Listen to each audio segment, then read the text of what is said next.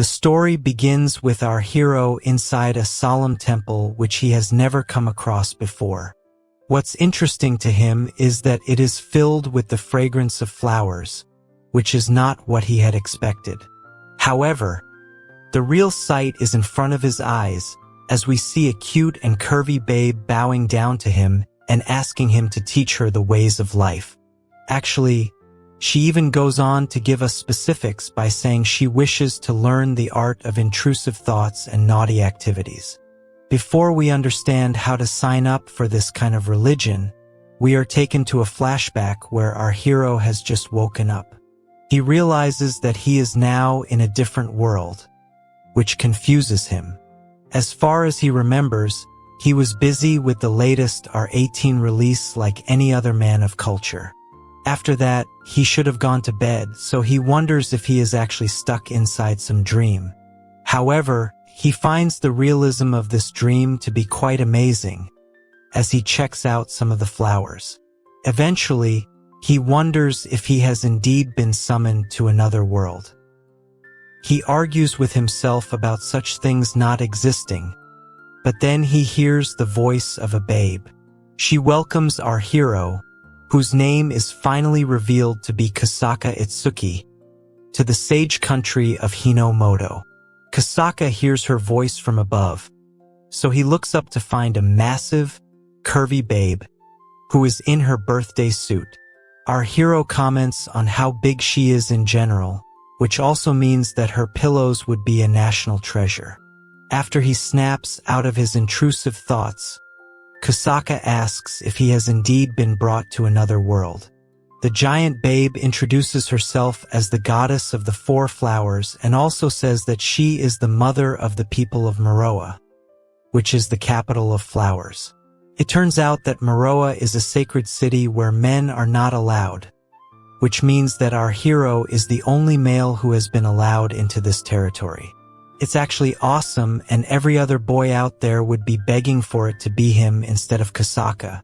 However, our hero is still a bit confused, so he asks the goddess why she has chosen him in particular. After all, he is just a standard boy with shady thoughts. But then the goddess reveals that she has summoned him here for a very unique type of mission. Upon hearing this, Kusaka immediately says no, because he has seen enough anime and read enough manga comics to know that missions usually require the hero to put his life on the line. He can already imagine the goddess telling him to defeat the Demon King. But that is no task for an ordinary person like Kusaka. The goddess reassures him that this mission is nothing of the sort, and there is no danger involved at all. As a matter of fact, all he needs to do is educate her children. Hearing this puts Kusaka more at ease, and then the giant babe tells him that if he completes his mission successfully, then he will be sent back to his original world, and that too with a reward. Kusaka is now very interested in this reward, especially after the goddess tells him that he can have whatever he wishes for. Our hero immediately bows down in gratitude and asks for an encounter of the shady kind with a cute and curvy girl. The goddess comments on how bold our hero, but she clearly has no idea about the men of culture living in his original world. She states that once Kusaka has completed his mission, his wish will be granted, but then he asks the goddess to be flexible with his request as he does not want a babe to just randomly sprout in front of him. Kusaka then thinks to himself about how lucky he is to have encountered a goddess who would grant him such a shady wish. He can finally live his life just like the manga and anime he used to consume. Kusaka is already painting a story in his head about a love comedy with a library princess or an unattainable beauty, but he needs to leave the dreaming alone for now and focus on the task at hand. The goddess says that they can talk about the details of his wish after all four of her people are there together. Kusaka does not understand what she means by this, but before he knows it, the doors creak open and cute girl enters through it. Her name is Rose, and she greets the goddess as her lord, asking what she requires from her today. The goddess also greets her, but Rose wonders where Lily and the others are. It seems that she is the first one here. But then she notices Kasaka and gets shocked because she is in the presence of a man. She wastes no time in calling our hero a jerk, and is in disbelief because men are not allowed in this territory. Rose asks Kasaka how he was able to sneak in here, but he maintains that he has done no such thing. Suddenly, Rose hears someone calling out to her from behind, and it happens to be another one of the goddess's followers. She is carrying a girl named Talia, whom she claims has overslept, which is why she had to be brought here this way today. Of course, Talia might be a bit heavy to carry for the girl, whose name is revealed to be Lapina. She asks Rose for a helping hand, but then Rose asks her to come towards her immediately. Lapina does not understand the haste behind Rose's behavior, so she asks her why she is being so loud. That's when Lapina notices Kasaka in front of her, and she panics as well. As a matter of fact, she actually uses Talia as a shield to protect herself from our hero, although that does raise questions about her own ethics. Kasaka can't believe that Lapina is hiding from him as if she is some kind of cornered animal, but then he also points out that she is using a human shield, so she might not be as innocent as it seems. That's pretty much the case with every girl nowadays, and then we see Talia waking up in total amazement. She is actually curious to see a man in this place, but her sudden waking up spooks out Kasaka. Lapina can't believe that Talia was awake this entire time, although she does get thanked for carrying the babe on her shoulders. Now, Talia checks out Kasaka and starts to act shady around him. She comments that the body of men are indeed different from the bodies of women, but she is a bit too close to our hero for his liking, so he lets her know that he is trying to suppress his inner beast. Talia is a bit confused, and in all the wrong ways because she wonders if she is supposed to wear her clothes properly in front of a man. After all, she is in her nightwear, which she does find a lot more comfortable than the nun clothes she is given by her folks. Rose scolds Talia and tells her to be more modest in front of people, especially now that there is a man in front of them. Kasaka can see 3 girls right now, and as per what the goddess told him, there is one more person remaining. At that very moment, Sister Lily arrives, and she is the same girl we saw earlier who was praying to Kasaka, asking him to teach her the ways of intrusive thoughts and shady activities. Lily greets the goddess with a cute face, and she immediately catches our hero's eyes. Lily also notices him, and she is blushing almost subconsciously while looking at him. Unlike the other girls, she is extremely polite and wishes Kasaka a good afternoon, which takes him totally by surprise. She then asks our hero what worries concern him today, because she feels that he is some kind of lost sheep. Rose can't understand why Lily is being so carefree in front of a man. But now that all the 4 girls are here, the goddess is asked why Kasaka is here in a land that bans men. The goddess tells her girls that Kasaka is a sage from a different world, and he has been brought here for a very specific mission. It's at this moment that Lily realizes that our hero is a man, and she asks Rose for confirmation, indicating that she had indeed thought of Kasaka as a sheep earlier. The nun girls want to know what kind of mission Kasaka has been called for, so the goddess states that it is to do with her succession. The girls are shocked to hear this, as is Kasaka, who wants to know exactly what the goddess is talking about. Lily explains that when the goddess completes her term of 1,000 years, she chooses a female saint who will succeed her and become the next goddess while she herself turns back into a human. The goddess reveals that these 4 girls are her candidates for succession, and she has chosen them because they are filled with talent and renounced desires. As holy sisters, they have been diligently trained to be pure, which may be wonderful, but that alone is not enough in the eyes of the goddess. The nun girls want to know what else is needed, and Kasaka is just standing there listening to them. The goddess says that there are several qualifications that are needed to reach her current level, with one of them being the purity of a saint girl who is devoted to her people.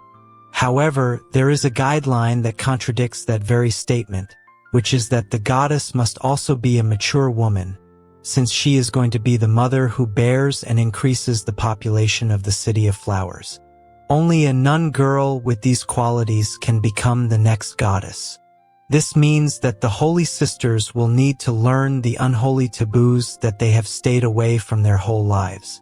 These are the teachings that they will require to learn right now, which is why Kusaka has been summoned here as well. In other words, our hero is supposed to provide shady guidance to all the Holy Sisters, thus turning them unholy. This is a massive shocker, not just to the girls, but also to Kusaka, who had no idea he would be required to impart such knowledge.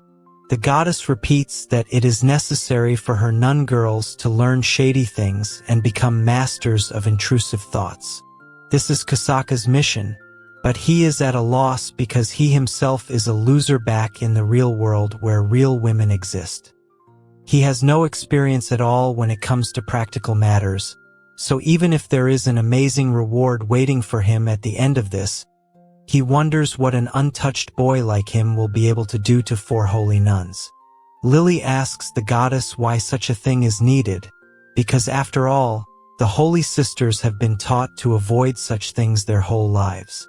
Purity and innocence has always been their focus, which the goddess agrees to, but maintains that things are different when it comes to the succession of a goddess. A more mature girl would be required for the role because of multiple reasons.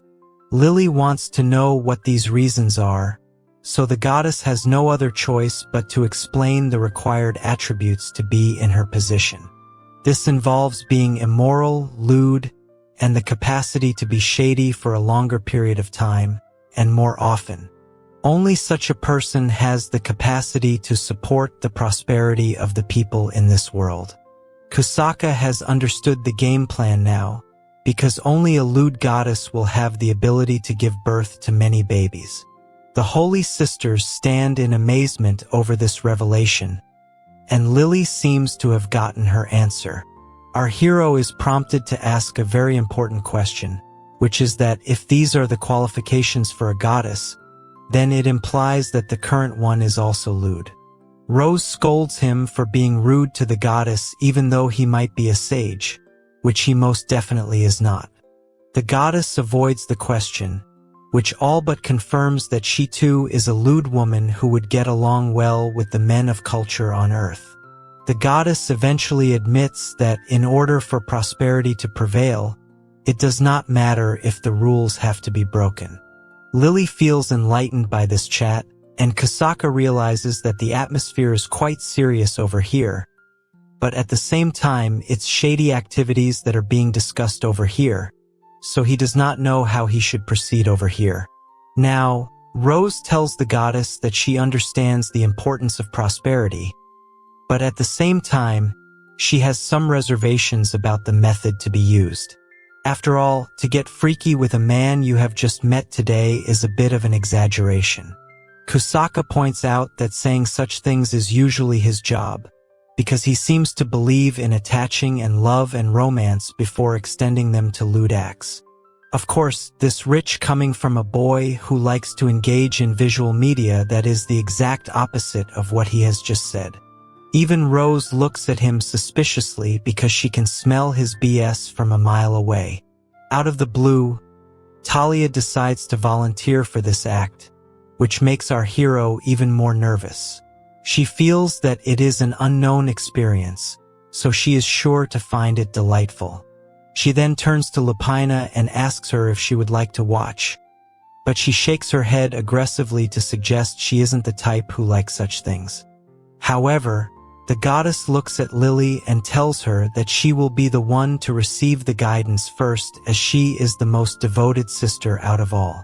Talia does not like this, as she would have liked to be Kusaka's first experiment. But since this is the will of the goddess, she will not challenge the decision. Rose pleads with the goddess to spare Lily because she is a bit too innocent for such shady acts. After all, it was only until recently that she thought of men as creatures of fantasy. Keeping that in mind, such an act may be a bit too much for her to handle. However, Lily herself tells Rose that it is fine because she has been studying about men ever since she learned about their existence. However, the Holy Sister believes that men are just like wolves, which is most definitely not the case. As a matter of fact, some women of Earth believe that men are more dangerous than bears, but that is probably because they have been spending way too much time out of the kitchen. Lily then reveals that Lapina had helped her understand men a lot, even lending her some books to guide her on the matter. This causes Lapina to blush and Talia to look at her with shady eyes. Now, Lily declares that if this is to be done for the common good, then she will be more than happy to present herself to our hero. It is at this moment when we are brought back to the first scene where Lily was asking Kasaka to teach her naughty things. This is a dream come true for most men who are straight in the head, but our hero is feeling very uncomfortable, probably due to all the immense pressure that has been placed on him. He then reminds us all that he too is inexperienced when it comes to practical matters. All he has is the knowledge he has compiled from visiting certain channels that can only be accessed on incognito mode. Lily may have accepted her fate, but she is seen trembling, which means that she too is going to have a hard time experiencing this. Seeing the innocent nun in this situation makes our hero think about how a holy sister is willingly allowing herself to become unholy at his hands. With such a privilege, it is only fair for him to have decent manners and honor her request. Eventually, Kasaka speaks out loud that, even if he does not know anything, he will do his best to help out Lily. After all, fooling around with a beautiful woman is all he could have asked for. On that note, the goddess tells Kasaka that they should begin with the first theme, which happens to be that of climax. Normally, this is something that only advanced level players can achieve, but our hero has been given this task rather abruptly. Basically, he will need to guide Lily's kitty cat to release her water in front of everyone right here, right now. There's a seat prepared for the Holy Sister as well, so she prepares herself and gets seated. Rose tries to cheer her up by saying they will all be watching, but that isn't exactly supposed to be motivation. Of course, Kasaka did not expect for things to get underway over here itself, but then he is able to calm himself down. He reminds himself that he will just need to remember whatever he has learned till now, and use that knowledge to full effect. Kasaka sets his sights on making sure that Lily gets the experience of a lifetime, and then he also considers the reward that will be awaiting him at the end of this exercise. Of course, thinking about this in itself is rather lewd, so our hero figure that he might as well get down to business. To attack the pillows first up would be an obvious choice, but to develop that area would take too much time, so he figures attacking the kitty would be his best bet. Kasaka goes ahead and places his hand where no man has done before, so Lily tells him this is a bit too unholy. However, he goes ahead without a care in the world by activating the trump within him. Lily lets out a moan of discomfort, so Kasaka asks her if he has hurt her. She says it's all good and tells him to continue whatever it was that he was doing. This makes him wonder what he was doing till now, which means that Kasaka is basically winging it. He then questions if this is the right thing for him to do. There could be an alternate method of action too, but then the goddess comments that she has witnessed a miracle. Kasaka is confused, but the goddess states that she is feeling nostalgic because she had seen the exact same thing when she had to become a goddess. In the past, all the sage who had come over here would use the god's miracles to provide guidance to the holy sisters. Now that she has seen the same thing in Kasaka, she will bestow the same blessing upon him as well. With that, the goddess offers her foot to Kasaka, But he is not Tarantino, so he simply accepts the miracle of God which she has offered to him. This miracle will unlock the door to all of Kasaka's memories, which means that he himself did not have access to all the information he had gathered as a man of culture. The miracle instantly transports him to the library of godly techniques, and then the door opens up to allow our hero inside. Over here, Kasaka notices all types of books covering various aspects of intrusive thoughts and unspeakable acts. He can understand instinctively that this is the collective knowledge he has gathered from all the years of his consuming questionable content. The space is so big that it can fit in a population of its own, but we should not expect anything less from our hero. Despite the vast amount of knowledge, Kasaka is still confused as to where he should begin because it's very cluttered at the moment. There are cute girls moving around everywhere as well, so they serve as an obvious distraction. Suddenly, a bunny girl shows up with a disc for Kasaka, which could also imply he has a thing for this kind of costume. Upon touching this disc, our hero is blessed with a ton of knowledge regarding godly techniques. The blessing is so powerful that Kasaka might just become a god himself. But then he is brought back to reality by Lily, who asks him if he is all right. He casually shrugs it off as nothing important, but we all know that he is now a different man. This is because he has realized that the miracle can draw out his shady memories, which actually makes the name a bit suspicious. Before the techniques, there was something else that Kasaka remembered, and then he turns his attention to Lily. He decides that he will guide her through her first time so that she can be made to feel easy about it. He apologizes to her for taking so much time, and then he says that he will only focus on her for now. He asks for another chance, and she readily agrees to give it to him. So, the first step would be to have some kind of physical contact. So Kasaka decides to slowly place his hand on Lily's cheek. He begins to gently stroke her cheek so that she can get used to the sensations. As he had expected, Lily is extremely cute and has really soft skin as well. However, her must not lose sight of his mission, so he shakes his head and focuses on the task at hand. Next up are the beloved pillows, which Kasaka wastes no time in attending to. He tells Lily that he has never done such a thing before, so he will try to perform his best. This makes the holy sister giggle and blush, because it's the first time for the both of them. Kasaka also nods along, but he realizes that Lily is starting to flip over to the dark side.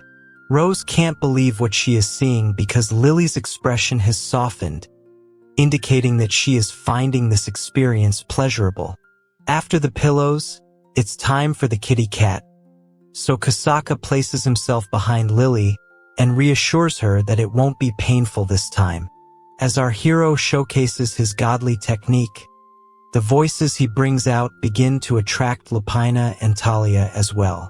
Rose worries for Lily a little, but it doesn't look like she's in trouble. Kasaka unleashes his secret finger blast technique, and it causes Lily's body to react rather strongly. Rose asks her if she is okay, but the holy sister has finally turned into an unholy babe. Lily calls out to God and says sorry to him because of what she is experiencing, and then she ultimately gives in to our hero's technique. An intense release follows, and Lily is shocked to see the amount of kitty water she has unleashed upon achieving the finish. After she is done, Lily prays to God and asks for forgiveness because she has turned herself over to matters of the flesh. Rose can't believe what she is seeing, because Lily has always been an innocent girl to her. Our hero, on the other hand, takes a look at his fingers to appreciate the art he has just created. The goddess is even more pleased by what she has just witnessed, so she tells Kasaka that he should continue with his methods and teach everything he knows to all the holy sisters. After all, the eventual mission is to cultivate lewd maidens, which leads Kasaka to declare that he now has a new purpose in life. It's pure, beautiful but also depraved, which is a rather odd combination.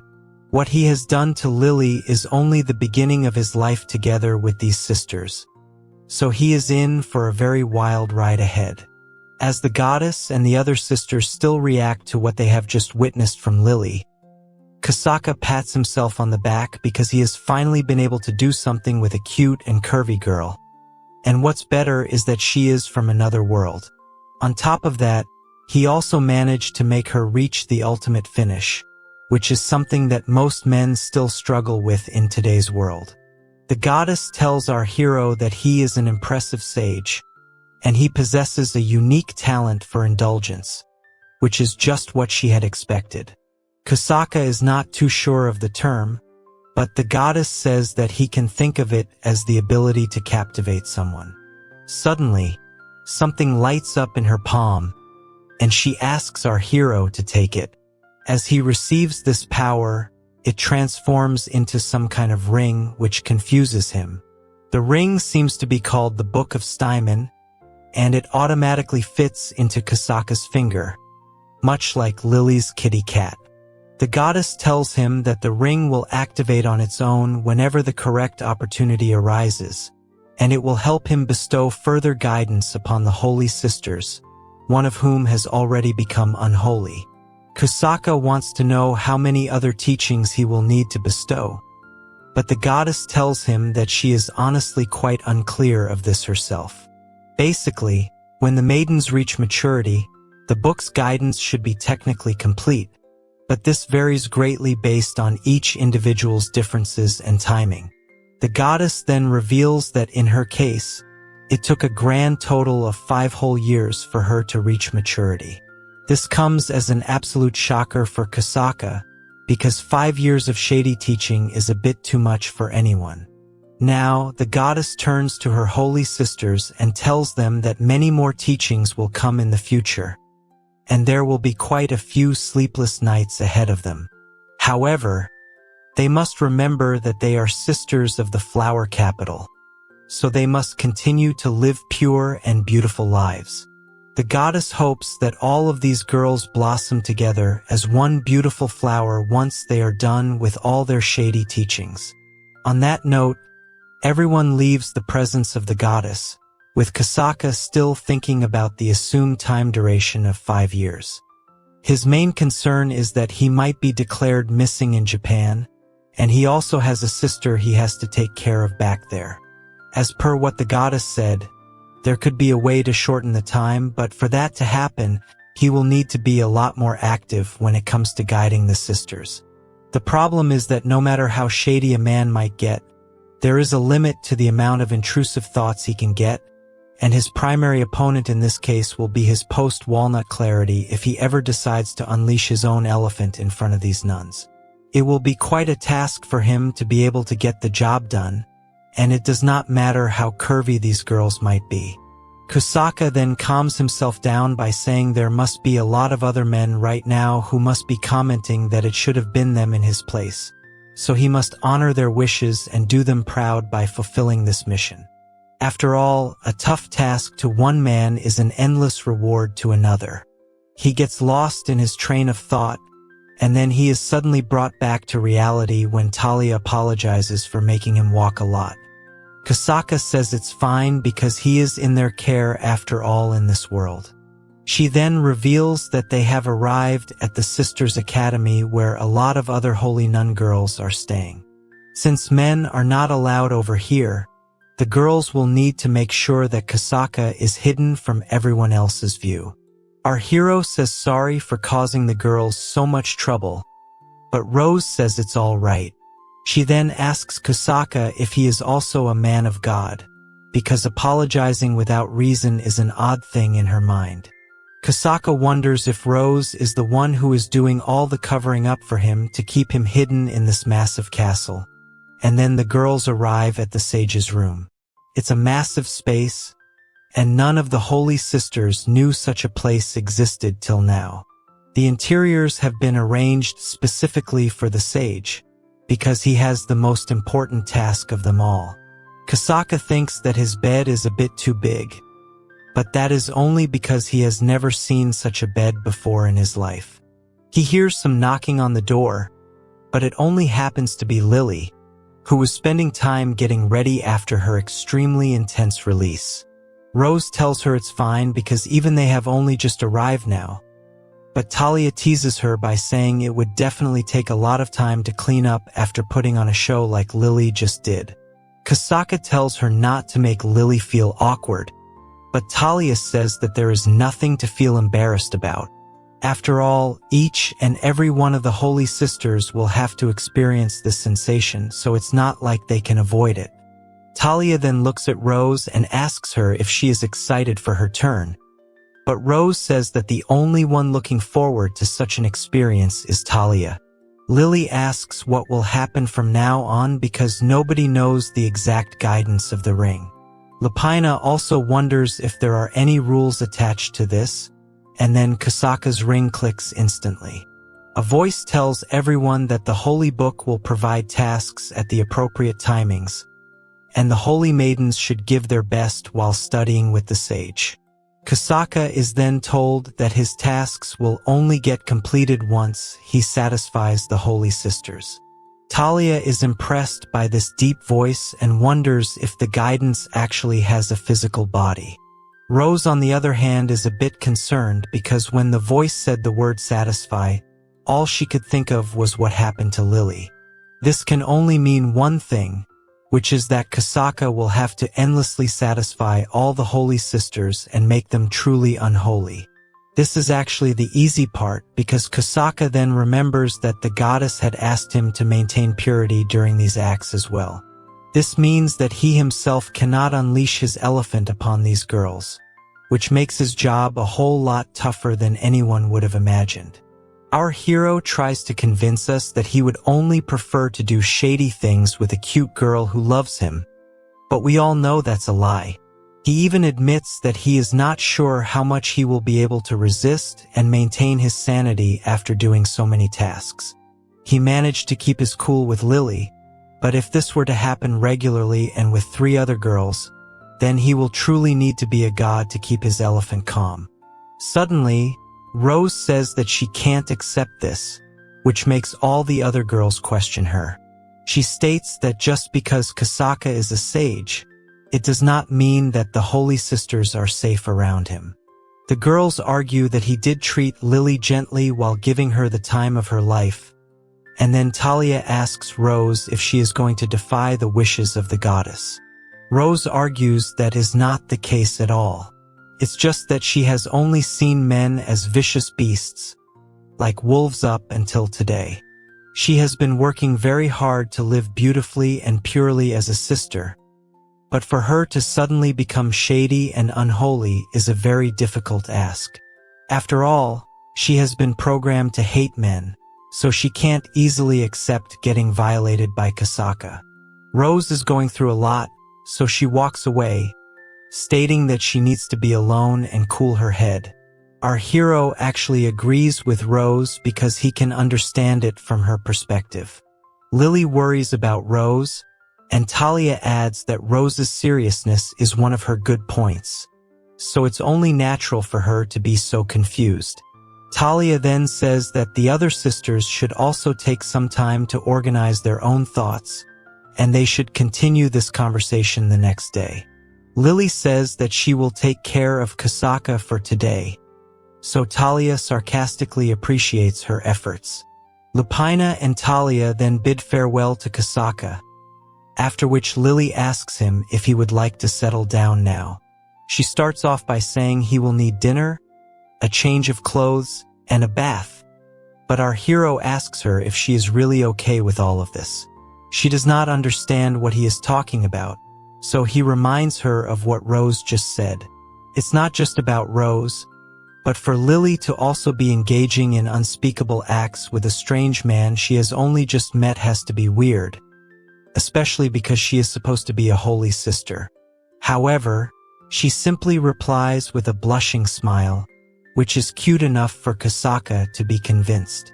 Now, Lily explains that she is confused as well, because the way she has lived until now and the future are completely different things.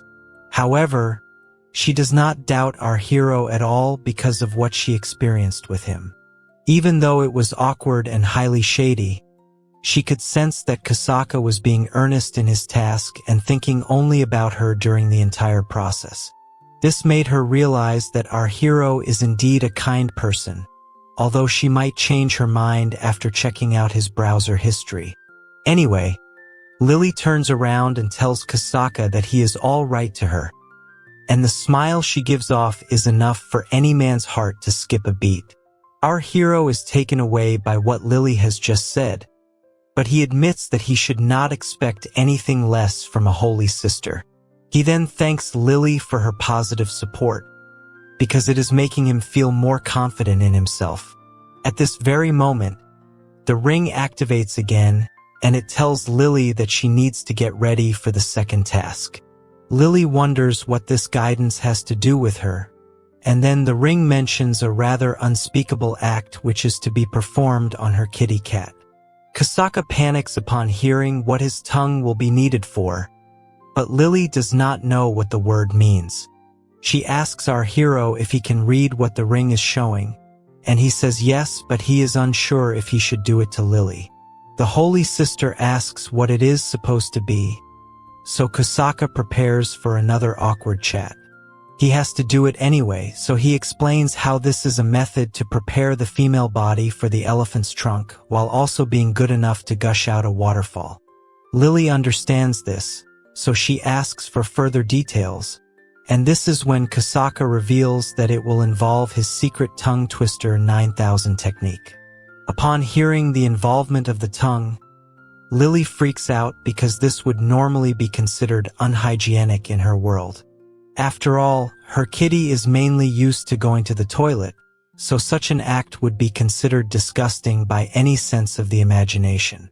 It actually goes on to show how sick and twisted the people of Earth really are. Of course, there is no time for Kusaka to explain that the hygiene is worth the risk, so he simply says that it will be fine for him to try this on Lily because she has just come out of a bath. He manages to reassure the holy sister into committing yet another unholy act, so he thinks to himself that he is really corrupting this nun girl.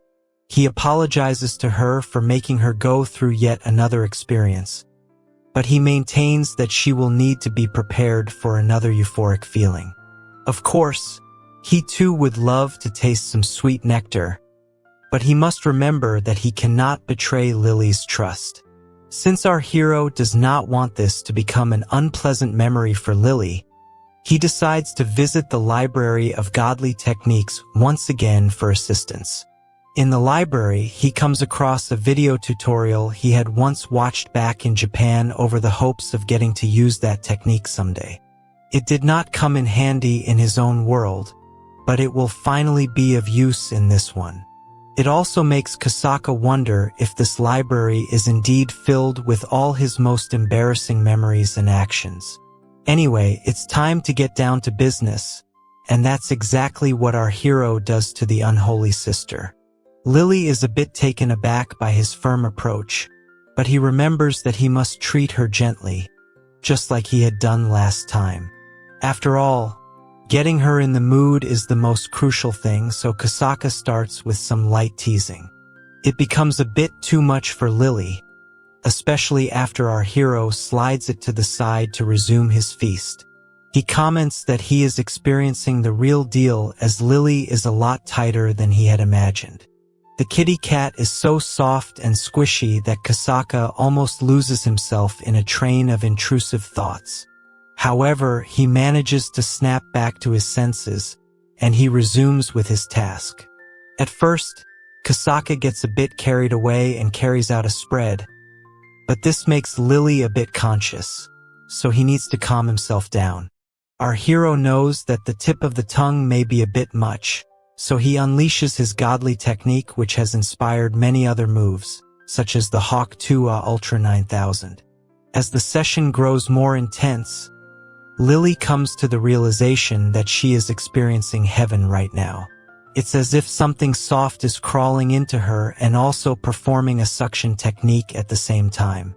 She does realize that she is being violated by our hero, whom she has only just met today, and this is really embarrassing because he has already given her heaven once before. However, since this feels even better, she does not mind being treated to it. Kusaka notices that the general level of wetness is increasing rather drastically, which reminds him that sensitive areas are rather delicate for both men as well as women. Our hero wants to take it up a notch for the ultimate finish, so he decides to keep his tongue in its place while also unleashing his finger blaster at the same time. After all, when it comes to sweet and innocent girls, such techniques will breach their limits. What follows is Lily's ultimate experience, resulting in a massive waterfall erupting from her kitty cat. She trembles for a bit before realizing that what she has just experienced is the wildest thing ever. The ring stops glowing, so Kusaka can rest assured that he has completed yet another task. Lily still needs some time to collect herself, so she rests while panting. The Unholy Sister says that this felt really good, just like her previous time, but then she realizes that she has been spacing out due to the effects of Kusaka's godly technique. She states that she will now clean up and prepare for our hero's stay as soon as she can, but he points out something very important. Lily will need to either take a bath or at least bring in a towel, but she does not understand what Kusaka means by this. That's when he points out that it would not be very advisable to stay this way, considering that she has released enough kitty water to fill a bathtub. It causes her to become really embarrassed, and she continuously says sorry to our hero, although he maintains that such things can't be helped. Later, we move to the flower capital, known as Aramana, where Lily can be seen on her knees in prayer. She states that she almost overslept and missed her morning prayer routine due to her unforgettable experience with Kusaka. The Unholy Sister reminds herself that she must not get carried away by her intrusive thoughts because she still has a duty to perform. She tries her best to forget about the unspeakable things that were done to her yesterday, but it is of no use because it is way too memorable for her. As a matter of fact, she gets distracted from her prayers and blushes without any control. Lily tries her best to focus on praying, and that is when she notices something odd. One of the flowers next to her starts to blossom, and this makes her a bit curious. Some more flowers start to bloom in her presence, which is definitely a first for her. This is big news, so Lily goes ahead and tells her holy sisters about this. Kusaka is also at the breakfast table, and all of them are shocked to learn about this blooming story. Our hero wonders if this is some kind of superpower, but then Talia tells him that this is the power of miracles. Kusaka loses his train of thought while eating his bread loaf because it is a bit too tasty compared to the bread from his world. Talia knows this feeling and explains that the bread has been baked by a lady in the market who is really good at it. Rose tells Talia not to change the subject, so she states that this is nothing more than the same power as the goddess. These are obviously small glimpses of power, but the point remains that it proves the sisters are not serving their goddess for nothing. When it comes to Lily, this power is getting stronger now, so Kusaka states that it is a good thing. Talia agrees that it is definitely a good thing, but the problem for him is that it certainly proves the guidance theory as well. Basically, now the Holy Sisters have proof that our hero's shady activities have the power to turn them into the goddess. Talia says that if the sisters continue to do shady things with Kusaka, then they will surely achieve the final goal of becoming the goddess's successor. This might be a bit troublesome for Kusaka because he might be overworked due to popular demand now. Since Lily is already a step ahead, Talia does not want to lose to her. But she does not know that the Unholy Sister has already upgraded one more level after receiving the Tongue Twister 9000. Lapina senses something odd, but then Kusaka asks if this competition will lead to a fight amongst the sisters in order to succeed the goddess. Talia says that there is nothing of the sort, so it reassures Kasaka that he will not be instrumental towards wreaking havoc. Rose adds that all of them are holy sisters, so they will sincerely face the trial, although it's hard to refer to Lily as holy now. Talia is surprised to hear this, because it means that Rose has gotten around to agreeing to doing shady things with Kasaka. Rose confirms this by stating sometimes you have got to do what you have got to do.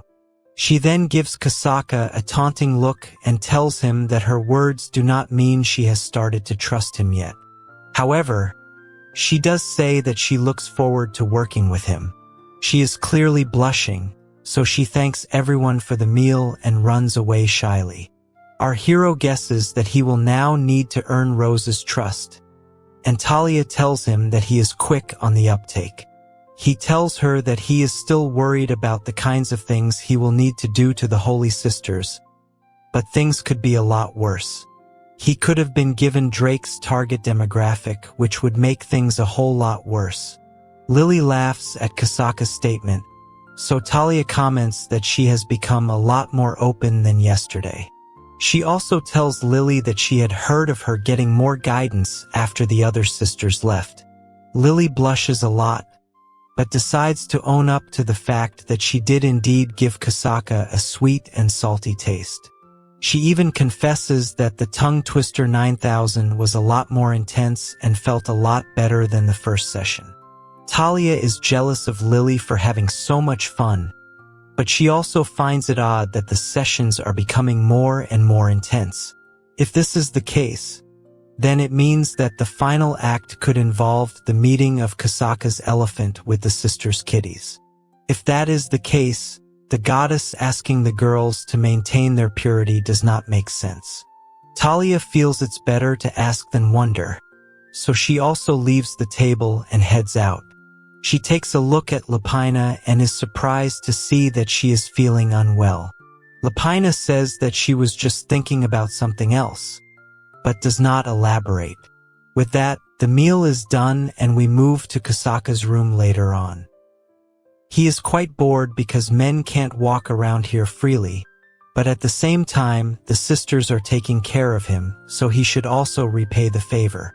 So far, only Lily has been given more than satisfactory rewards for her efforts, so Kasaka wonders if he can prepare for the guidance of the other sisters by visiting the library of godly techniques for reference. However, this would not be any different from what men of culture do anyway, so it would be weird for Kasaka to do it. Suddenly, Lapina knocks on his door, so he allows her inside and asks if she needs something. Lapina says that she has a request for the sage. She says that she wants Kasaka to turn her into a mommy, and this leads to a bit of an awkward silence. Our hero asks Lapina if she wants a baby from him, because that is essentially what she is asking from him. The Holy Sister panics and says that she was only talking about the goddess when she said mommy. She's not wrong there because such a curvy figure deserves that kind of term. As Lapina talks about wanting to become like the goddess, Kasaka's ring glows again, which means it's guidance time. The voice says that the task for Lapina would be pillow feeding, which is rather shocking to Kasaka. He comments that this is not a task, but a shady desire because pillow feeding can only be possible if the pillow owner has a baby. At this very moment, something starts happening to Lapina's pillows as some moisture forms on them. Kasaka asks her what's wrong, and she says that her own pillows are hurting now. It causes her to let them out to breathe, and the sight is more than enough to stun our hero. He does not understand how guidance works over here, because Lapina is most definitely not a mommy. He then tells her to be more careful around him because he is not immune to intrusive thoughts. Kasaka walks himself through the science behind pillows hurting and letting out milk, which is something that his sister taught him, hopefully not in Alabama. Our hero tells Lapina that he wants to try a massage first to relieve her pain, but it's a bit embarrassing, so he wants her to trust him on this. She does as he asks and presents her pillows in all their milky glory. Now, it's time for Kusaka to revisit the library of godly techniques for reference, and he also remembers watching series on comic guzzlers rizzing up everyone's moms. Since our hero has such an iconic idol, his pillow massage works perfectly fine on Lapina. Her pillows are also massive, almost like lilies, which Kusaka had thought was impossible. He asks Lapina if it hurts, but she says that it feels really good to her. Our hero wonders why she is being so defenseless against him, especially because she is supposed to be a holy sister. Anyway, he continues with his massage, which is good enough to give Lapina a taste of heaven. Kusaka unleashes his finger press technique and it works wonders on Lapina, much to her delight. Our hero also loses himself to his intrusive thoughts for a bit, but then he comes back to his senses and asks Lapina if her pillows still hurt. She says that the pain is completely gone now, which means that the massage was a success. However, the ring is still glowing, which means that the guidance needs to be completed. Lapina also realizes that she must yield to the goddess, so she presents her pillows to our hero and asks him to do whatever he needs to do. Things have indeed become very serious, but Kusaka can't bail out now. Before we dive deeper into this madness, we are taken to a brief flashback where we see Lapina as a little child. She can't sleep, so she goes to the goddess for warmth, and we can see that they share a strong bond. The goddess offers her palm to Lapina, and she finds comfort in it. Lapina never had a family as such, so she found this palm to be like the warmth of a mom. It was from this moment onwards that she had decided even if she would remain small and unimpressive, she would still do her best to keep someone else warm, just like the goddess. She wants to become a big mommy, and we move back to the present on that note. Lapina says that since she has a motherly feeling, she wants Kusaka to provide his baby tongue to her pillows. Our hero can notice that the twin peaks on top of Lapina's massive pillows are much whiter with lesser pigment, probably because of all the milk coming out of them. Once again, intrusive thoughts drive him crazy, but he remembers that he must think of this as guidance and nothing else. With that, Kusaka proceeds to act like a baby in front of Lapina's pillow milkers. The taste is a bit sweet, which he attributes to his nervousness, and his acts are making Lapina's pillows feel a lot better. She realizes that this is what nursing a baby feels like, but that is not the vibe our hero wants to create. After all, the goal is to do shady things, and a mother feeding her baby is not shady. Kusaka wonders if he should try some other methods, but whatever he does only makes Lapina laugh because of the tickles. This is not good at all for Kusaka because he will not be able to complete the guidance at this pace. He pulls out his big brain energy and remembers what Lily told him about Lapina. She had mentioned that the mommy sister is knowledgeable about men, so this could help his approach. Kusaka then puts on a serious face and looks at Lapina with a sense of gloom and tells her that she might not be aware of the situation. The mommy sister is a bit confused, but then Kusaka dials up the crazy by slamming his hand on the wall behind her. He then turns into a demon face and tells Lapina that the person sucking on her massive pillows is not a baby but rather a man. The mommy nun feels scared upon seeing this threatening side of our hero, but then again, any man would turn into a demon after consuming such massive and soft pillows. Kusaka realizes that he has let his intrusive thoughts take over, so he tells himself that he will apologize to Lapina after he is done violating her twin peaks. However, Kusaka does not want Lapina to be laughing at such things because at the end of the day, these are shady activities he's doing to her. Lapina apologizes for being so casual, but she says that this feels quite different to her. After all, shady sensation is supposed to be a bit fluffier and should concern other body parts as well. Kusaka realizes that Lapina is right, because caregiving should not be mistaken for shoddiness. However, this also brings another important question to mind, so he asks Lapina why she already knows so much about shady acts and intrusive thoughts. This makes her a bit nervous, so she stammers as she says that she has done this all by herself.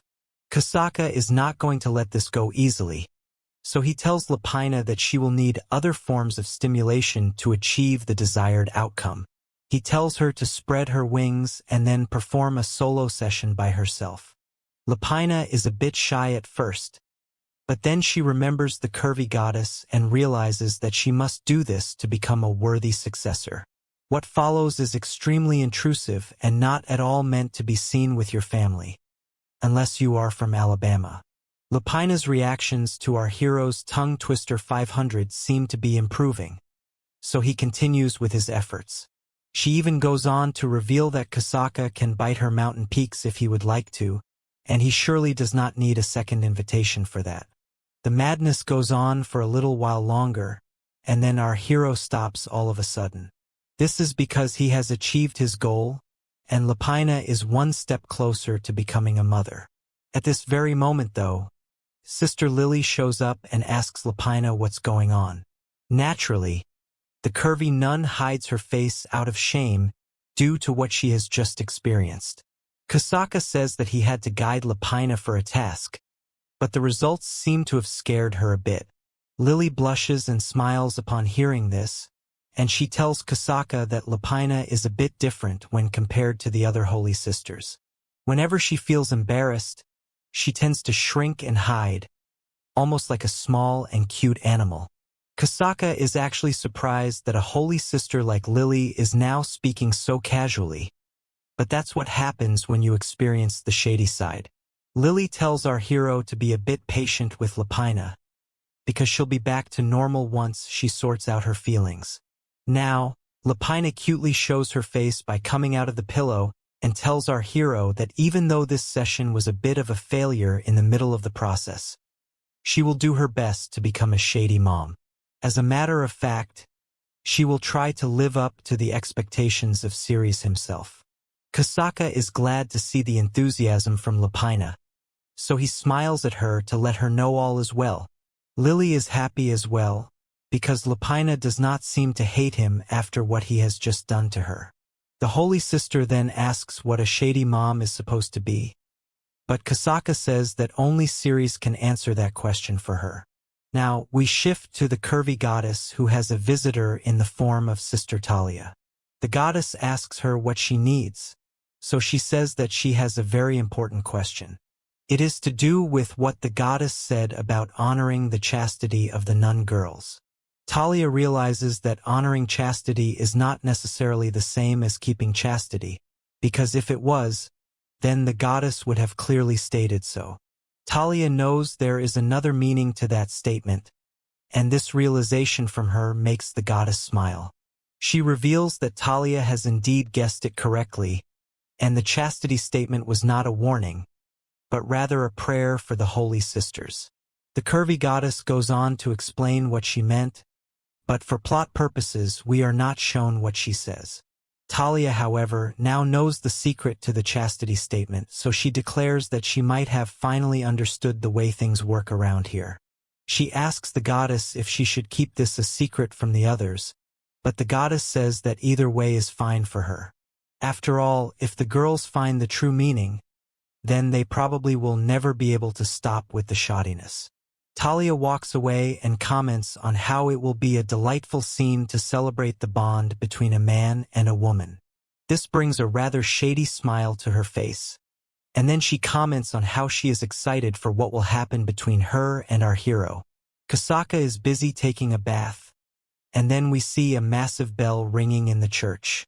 Sister Rose and the other nuns are out on patrol, but the ringing of the bell means that they need to finish their session. Rose is excited to use the large bath because nobody usually goes there after it's lights out. However, she has no idea about the surprise that is waiting for her over there. Both Kasaka and Rose are a bit embarrassed by seeing each other in their respective birthday suits, and our hero is confused because he had no idea that a sister would come and use the bath.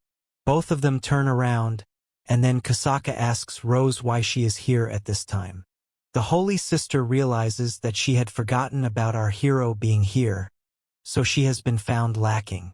She explains that the nuns usually have patrols at night, which causes them to get sweaty. But before she excites any of our viewers any further, she decides to cut it off. Kasaka says that he is pretty much done with his bath, so he will get out of here soon. However, Rose tells him not to do that, which confuses him a bit because they are both still in their birthday suits. Rose explains that taking a bath after a night patrol is the best feeling the Holy Sisters know of. It's almost like doing shady things, and since Rose has the permission for these baths, it should not be a problem. At this very moment, Kasaka can hear other people, so he asks Rose if she is not the only person who has come for a bath. She explains that patrols are usually done in groups of 4, which means that there are 3 more Holy Sisters coming in. This is not good for Kasaka as his identity is supposed to be kept as a secret, so he and Rose wonder what they should do. Rose has no other choice, so she grabs our hero's hand and pulls him behind her in the bath. We see the other curvy sisters making their way into the bath, and they are surprised to see Rose soaking in the bath. She says that she was feeling tired, so she decided to enjoy the bath, but we can see Kasaka hiding behind her. This may seem a bit unreasonable, but the couple really does not have much of a choice if Kasaka's identity is to be kept a secret. Rose explains that as long as our hero keeps his distance from the other nuns, he should be fine because the visibility in the bath is low due to the steam. Kasaka decides to trust Rose, but this leads to an extremely awkward session. He says sorry for making this uncomfortable, but Rose says that it was just an accident, so it can't be helped. All of that is fine, but the position these two find themselves in is a bit hilarious. Rose's soft and curvy body is too much for even the most disciplined man to resist, so our hero was never going to win this fight. Rose can feel something solid appearing all of a sudden against her bottom, so Kasaka has to explain that this is just a natural reaction. Kasaka's elephant pokes at Rose now, but she knows that it can't be helped because even though she is a holy sister, her body has been made for sin. She maintains that she still does not trust Kasaka, and she will get very angry if he tries to do something shady. Our hero promises that he will do no such thing, but then one of the other nuns asks to join Rose in the bath. This is not good news, but there isn't any other place for Kasaka to hide, so he has to go with the flow. Rose panics and decides to push Kasaka into the water because he will need to hide as much of his body as possible. Rose assumes an odd position now, so the curvy nun asks her why she has her back pointed to her. Rose says that it's because the wind is feeling nice. The curvy nun buys the story, but then she notices Rose moving a bit weirdly. She asks what's up, but Rose says it's all good. Upon closer inspection, we realize that all is not good as our hero's face is right where most of the viewers would want their faces to be. Kasaka can feel something soft and wet on his nose and mouth, so it is rather impressive for him not to break into buffet mode. Rose is also using all her energy to prevent any intrusive thoughts from coming to her. After what Kasaka had done to Lily, he is even more aware of what is happening, but he needs to summon all his powers to resist heavenly temptation. Now, the curvy nun is told not to warm up too much in the bath, otherwise she will not be able to get any sleep. Luckily, she agrees to this and leaves with the other holy sisters, thus keeping Kasaka's identity hidden. Rose happily waves them goodbye and then she lets our hero break free from the temptation of Kitty. Since Kasaka is a man of culture, he stares at the kitty for a bit and then apologizes for making Rose do such a thing even though it was an emergency. This makes Rose wonder if he is actually a good guy, but then Kasaka's ring lights up, which means it's time for a task. Our hero can't believe that a trial has arrived here of all places, and then Rose is told that she is the one who has to perform it. The task happens to be a body wash play activity, but this is not good news for Kasaka as it is an extremely shady activity. Rose does not understand what body wash play encompasses. So Kusaka has to explain to her that it is a service offered at shady shops back in his world. It involves washing the body with soap and foam, but also while rubbing bodies together. Rose is not surprised to hear this, especially after seeing what happened to Lapina and Lily, but she also asks our hero if his country is only filled with shady men. Her statement may actually apply to the whole world, especially the regular viewers of Comic Guzzlers, but Kusaka needs to focus on the task at hand. He tells Rose that everyone has a shady side, so it's not right to shame them for it. She responds by saying she does not have a shady side, but we all know that's a lie. Anyway, there is no time to argue about such things, so she says that they should just get it over with. Kusaka does not find this attitude healthy, so he tells Rose that if she is pushing herself too hard to receive guidance, then he'll stop. Rose appreciates the concern, but she tells Kusaka that she has already stated that she will do whatever is required for her to receive guidance. Kusaka now has to be felt by Rose, who asks if she will need to make her own body touch his in order to complete the task given to her. Our hero is nervous, so he does not know how to respond to her, but the Holy Sister seems to have understood it is going to happen one way or another. This means that the elephant poking her before will eventually find his way around once more. With that, Rose turns around and orders Kusaka to expose his elephant to her, which seems rather hilarious due to her tone. Kusaka tries to resist, but Rose tells him they will need to face each other in order to feel pleasure. Our hero does not understand why Rose has to be so determined to achieve this, but she is not going to wait for him any longer. After a bit of a struggle, the holy nun finally manages to remove the loincloth and she finally notices what an elephant looks like. Of course, since she is against the whole idea of men, she finds Kusaka's elephant to be disgusting, but she almost instinctively grabs at it, causing our hero's eggs to get crushed. He grovels on the ground and tells her the elephant's eggs are very delicate, so she should be a bit gentler in her approach. Rose apologizes as even she does not know what just came over her. Now, the focus is to stimulate, so Rose gets into position while Kusaka wonders if he should close his eyes here. Of course, a man of culture should not be doing such a shameful act, and should view the beauties of life without restraint. Anyway, it's time to grab and shake, which leads Rose to realize something important. The elephant's trunk is hard indeed, but it is not a bone and rather some other kind of hardness. Things are getting really difficult for our hero, and he is unable to concentrate, but Rose tells him not to be timid and to do his job properly. Of course, that's a lot easier said than done when you're dealing with intrusive thoughts, and Kusaka tells us the washing is literally the last thing on his mind right now. The firm and elastic feeling caused by the pointers on Rose's pillows are doing all kinds of things to Kusaka, and the warmth of her kitty is making him shiver with excitement. The sensation is way too much for his liking, but at the same time, he has only just understood how soft and warm a girl's body can get. Time passes by, and Kusaka comments that the toughest part of all these activities is that they feel really good. Up until now, the guidance only dealt with him taking action, but he has now found himself on the receiving end as well, which has definitely turned the tables.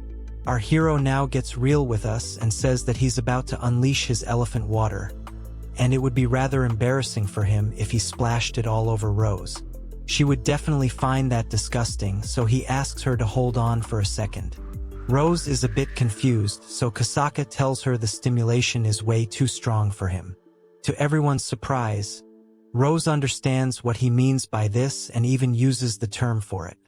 Of course, it makes Kusaka a bit conscious, so he asks Rose not to say such things casually. His behavior is actually cute to her, and she blushes from his nervousness.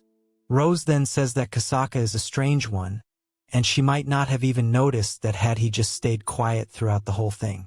Kusaka then explains to the holy nun that he does not want this experience to ruin men for her. After all, no girl should have an unsatisfying first time with a man, although that does seem to be the norm back on Earth.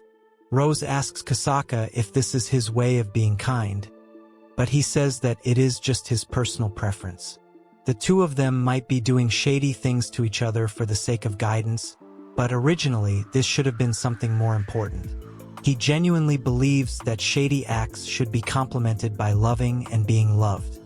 He believes it so much that he even clenches his fist while saying it as if he is about to start his own campaign.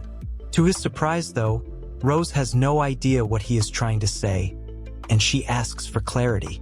Kasaka is speechless, but Rose says that it's quite unusual and weird to be talking to a sister about love. There's a brief pause, but then Rose continues with her shoddiness because it doesn't harm her in any way. Of course, Kasaka has still not recovered from his earlier high, so he tells the Holy Sister not to touch him unless he says so.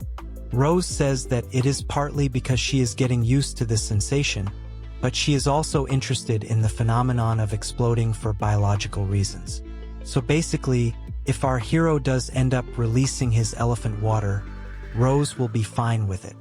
As a matter of fact, she will actually treat it as a physiological reaction to her efforts. There's also another thing to consider, which is that some of the liquids for the body wash may be coming from the body itself.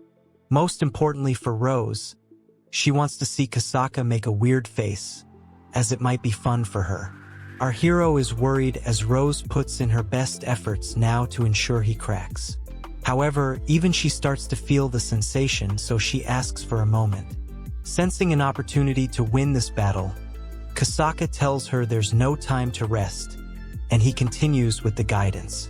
After all, if Rose's kitty explodes before his elephant, the task will be completed and he will win the fight. He has to make sure this is done carefully and gently so that he can claim victory. The path ahead is tough, but our hero is not a quitter, which is why he takes Rose on his lap and proceeds to unleash his secret thigh rubber 9000. Rose begins to turn red as the sensation starts to take over her body, and Kasaka does not back down. The battle continues in gruesome fashion, and shoddiness takes over everyone. But after a long resistance, it finally looks like Rose is going to give in. Kasaka unleashes his finisher move, and this causes the holy nun to finally experience an unholy release. She collapses from the intense sensation while our hero can finally breathe a sigh of relief. He falls to the ground as he was barely able to endure the test, but he has succeeded and won a battle for men of culture all over the world. So the team at Comic Guzzlers applauds him for his immense sacrifice.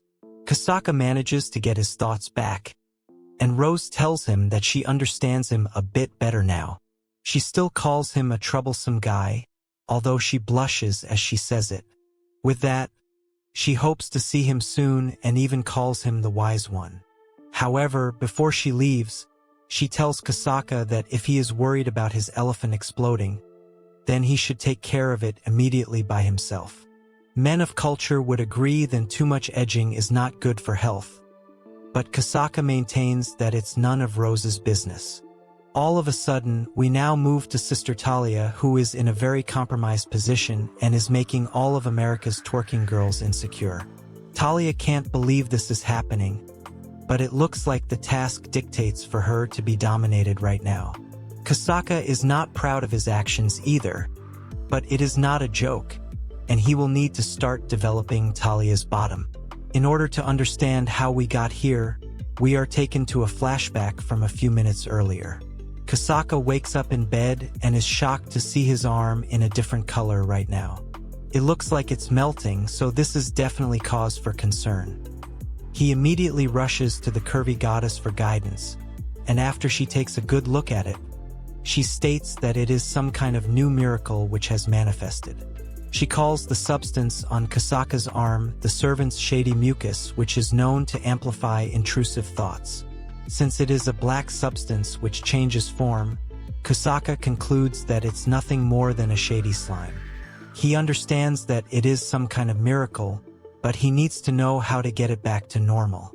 The goddess instead says that the miracle will help with the trials, which means that a significant trial is about to appear soon. In other words, Kusaka's hand is not going to get any better unless he does shady things with it to the nuns. Rose is already a bit scared about this, so she hugs Lily for support, but Kusaka himself feels that it is way too much for him. Rose says that even though it's a miracle, it will take a lot for the girls to accept it. This is true, but then our hero realizes that one person is missing from here, and it's Talia. The group decides to go look for her, and they surprisingly find her chained up inside some kind of shady dungeon room. Kusaka is shocked by what he sees, and Talia thanks him for coming to see her. Our hero is very confused right now, so Rose tells Talia not to make such faces as Kusaka normally takes things seriously. Talia then apologizes for her behavior and reveals all of this to be a joke. Rose proceeds to explain to Kusaka that Talia is quite the troublemaker, and she always gets sent to the reflection room whenever she does naughty things.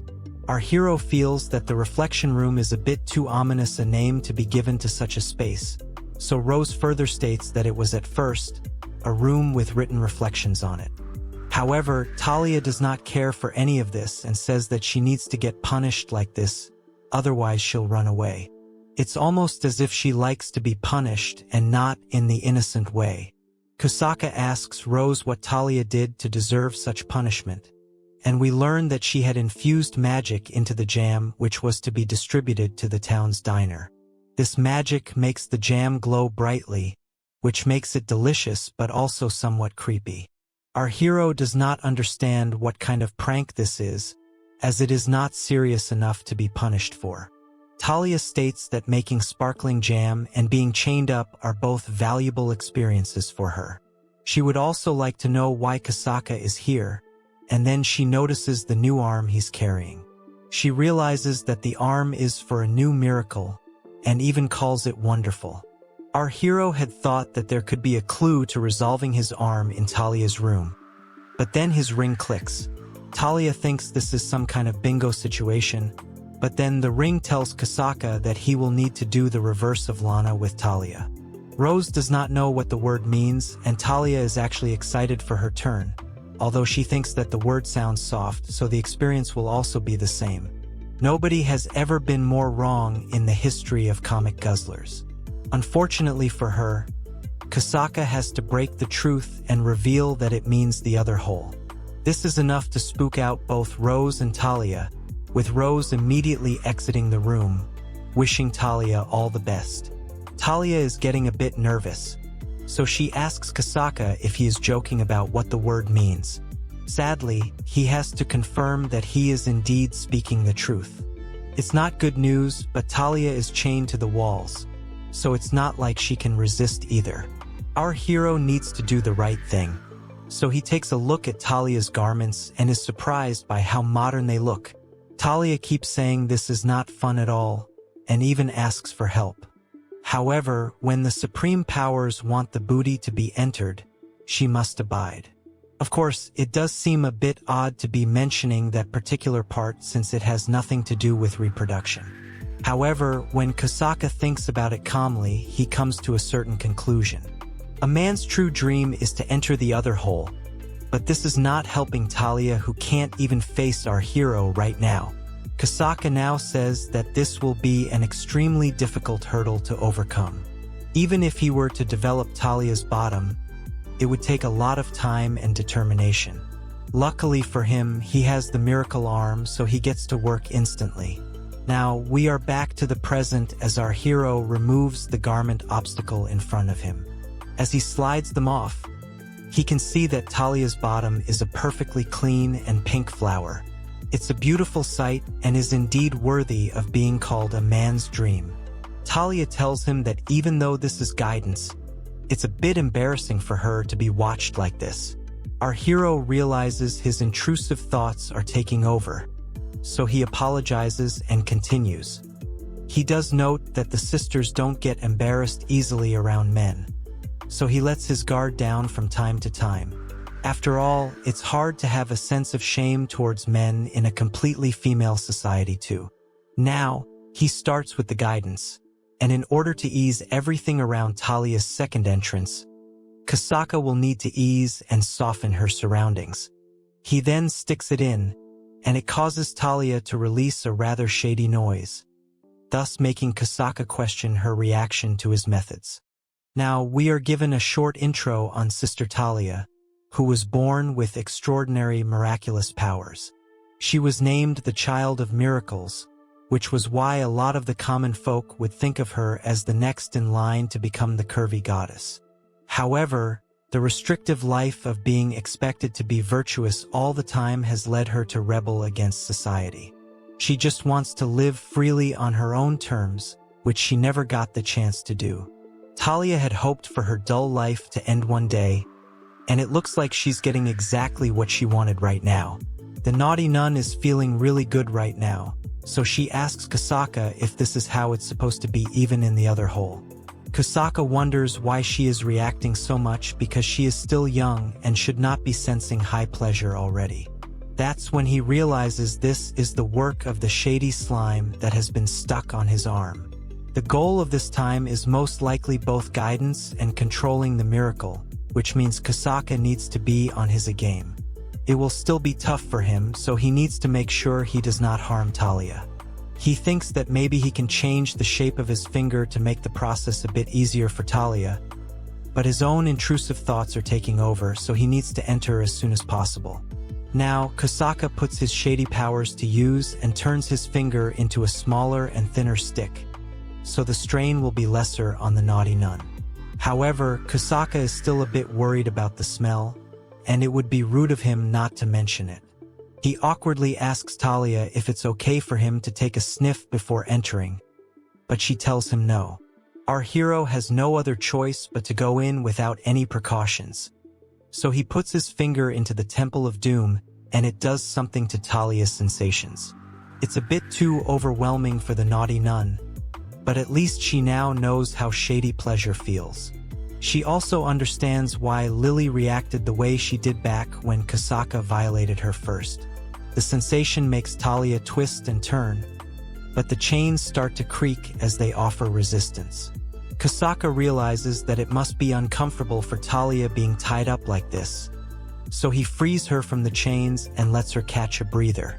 It was hinted at before, but now it gets confirmed that Talia actually wants this to happen to her rather than letting it happen as part of a holy task. She likes the fact that she is vulnerable and helpless in the dark with no way to resist whatever is being done to her dirty hole. Kasaka thinks that Talia is feeling guilty, but she says that is not the case at all. It's only natural to have your way with a sister's behind as per her logic. She seems to have finally found the man she has been looking for all this time, and she is thankful that such a trial needed to be overcome both by her and him. Our hero feels that the naughty nun is taunting him, but she is actually happy that her boring life is finally going to get destroyed. She actually wants Kasaka to do shady things to her other hole, and it makes him shiver with shock. The task still needs to be completed, so our hero is not going to back out simply because he is with an unholy nun. He continues to use his miracle finger to work all kinds of miracles on her, and it makes Talia tremble with joy and satisfaction. This continues for a few seconds, but then Kasaka realizes that the experience will be more pleasurable if the finger is not in its base form. He decides to turn it into a series of beads that would definitely sell for a lot as toys for certain women. This is a lot better for Talia, who is feeling things that she has never felt before. Of course, too much sensation can cause some pain, so she starts tearing up in her eyes.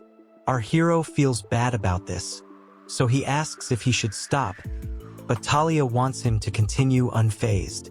He understands the assignment and tells her that he will go on until she finishes. Kasaka promises Talia that it will be over soon, and he decides to unleash the Bead Buster 3000. The naughty nun is completely taken over, and she pleads for our hero to end it for her as she can't bear to feel so good much longer. Kasaka reassures her that it will be done soon, and in the next few seconds, he manages to make her explode.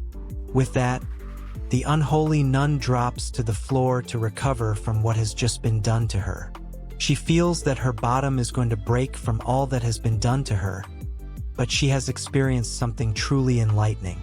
Later, she asks Kasaka if he was actually trying to break her bottom, to which he apologizes, stating he let his intrusive thoughts get the better of him. He gets her some tea as a gesture of goodwill, and she drinks it for relaxation. Talia admits that she was trying to tease Kasaka a little, but it backfired on her in the most extreme manner. Her bottom is still tingling, which means she really felt a lot. Anyway, Kasaka's arm is back to normal after violating Talia, so he is grateful to her for it. She asks him if he can use it freely now, and he jokes that he might even be able to secrete an aphrodisiac from it. Talia calls Kasaka a full-body lewd person, which is definitely a shameful nickname. She still thanks him for going easy on her in general, and also for curing all the boredom that was growing inside her. Putting that aside, the naughty nurse decides to spank Kasaka's bottom suddenly, making him befuddled. He asks her why she is doing this, but she states that she only wanted to get back at him for the treatment she got earlier.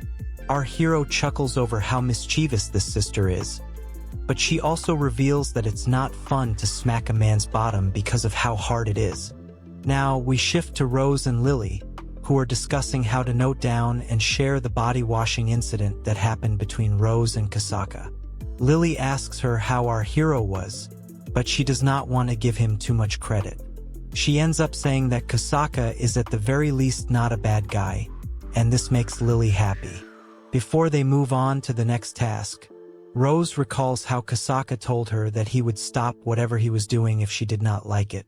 This is particularly strange to her because our hero got dragged into this world without his own consent, and yet he is more concerned about the sisters and how they feel. It is quite strange from a normal perspective, but men of culture can relate. The next point that Rose brings up is Kasaka's elephant, which she found to be rather impressive. Even though she called it disgusting in front of our hero, it was her first time seeing one, but Lily still hasn't seen it, so she's rather curious. Later in the night, Lily suddenly wakes up from a dream and we learn that it was about Kasaka. On top of that, it was a shady dream, which means that Lily is catching feelings for him. Lily also realizes that she does not know much about our hero, so she wonders what kind of person he truly is when compared to how he tries to behave in front of the now unholy sisters. Before she even knows it, she's already thinking about his elephant again, so she tries to shake off her intrusive thoughts. We learn that ever since Lily got her holy guidance, the heat from her body has not disappeared, meaning her loins are aching for Kasaka. Every time she thinks of him, she feels a deep throbbing inside her stomach, and she actually wants him to touch her again. Lily tries to regain her composure because it is not holy to be thinking of such things. However, she believes that this is a good change because even the curvy goddess had mentioned it. Even so, Lily feels that she's getting too affected by it. She wonders if she was always shady in the first place, but more importantly, she wants to figure out how to ease the throbbing in her stomach. Lily feels that Kasaka would know how to help her, so after some more intrusive thoughts, the blushing nun gets out of her bed and goes to our hero's room. Lily tells him what she has been feeling, but our hero is surprised that she came to him out of all people for help. The curvy nun tells our hero that he is the only one she could talk to about this, so he realizes he needs to do something. After all, if she is not able to sleep at night, then she needs to release all that pressure. Kasaka remembers that Lapina could take care of herself because she was more aware of such things, but Lily is not like that, so she will need to be taught how to do solo missions. Kasaka can't believe he will have to teach such a naive girl about the art of solo touching. But his ring is not reacting, which means there is no task coming up. In this case, it could be okay to dodge the question, but our hero can't say no to such a cute face, so he invites Lily into his room. She immediately follows after him, and Kasaka reminds us that it is against his principles to turn someone away when they're embarrassed but still asking for help. Before they begin, Kasaka asks Lily if it is okay for her to be entering a boy's room in the middle of the night. She apologizes, but only because she thinks that she has disturbed Kasaka in the middle of his sleep. He tells her that he was referring to her safety, but she is absolutely clueless about what he's trying to imply. She thinks there is something dangerous in this room, which further shows us how innocent Lily is.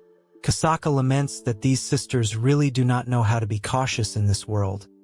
But anyway, it's time to get down to some explanation.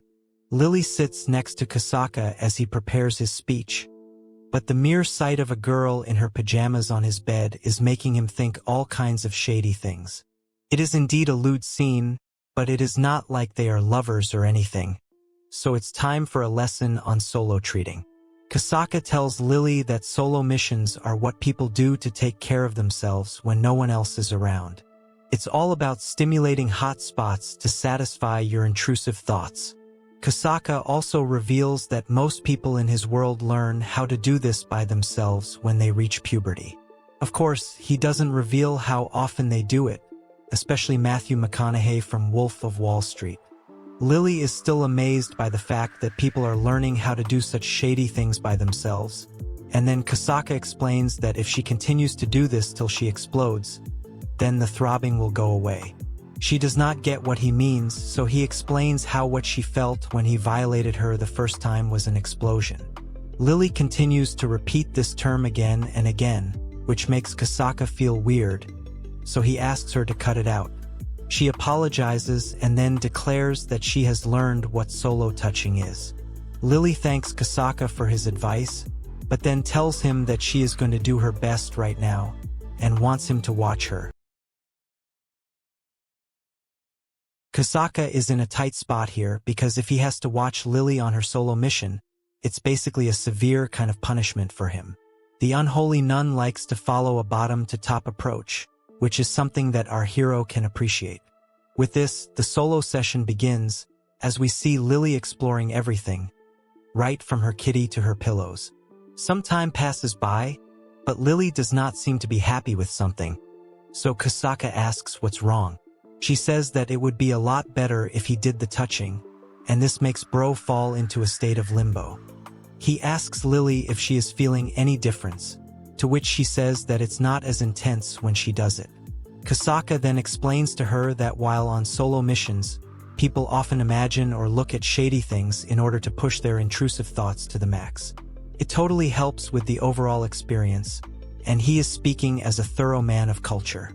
Lily gets the idea, but her eyes are still on the prize, meaning she is still looking at our hero. She's a bit shy, but she does have something she would like to ask of Kasaka. He tells her to go ahead, but then she says that she wishes to see his elephant. Naturally, this is not something that Kasaka had expected at all. The unholy sister sits there waiting for a response, but Bro does not know how to respond to this request. Lily says that the talk of elephants came up when she was having a word with Rose. She's been thinking about it for a while, but before she can say anything else, Kasaka agrees to do it. In a way, he feels that it was unfair for him to keep watching Lily and the other girls during their shady times, but more importantly, he is glad that he is being desired by a babe like Lily, which is a great ego booster for him. Our hero shows his prized possession, and Lily comments that it's as big as a python. The smell seems to be doing something to her as well, and she continues with her solo mission. It clearly seems to be doing something for her, as her breaths get deeper with every rub. As this goes on, Lily gets even closer to Kasaka and his elephant, which means that Bro is about to lose control very soon. She apologizes, but our hero has had enough, so he pushes her to the bed and says that they should carry on. Lily has no problems with that, so she unleashes her finger blaster on herself. Things are getting crazy, but Kasaka says that he's not even guiding Lily this time. The unholy nun says that she can even sense our hero's heartbeat as she indulges herself. Kasaka says that the scent of a babe like Lily, coupled with the sounds of her kitty water, are enough to drive him to the brink of insanity. On top of that, the hardness of his elephant and the sounds of his heart beating are doing similar things to Lily. She says that she has somewhat fallen in love with Kasaka, And even though doing such things are forbidden in her faith, she is still enjoying herself, and it's only a few seconds later that she completely explodes. It's a crazy stream that comes out, and after she relaxes for a few seconds, Lily wonders why there is only one certain future that keeps crossing her mind.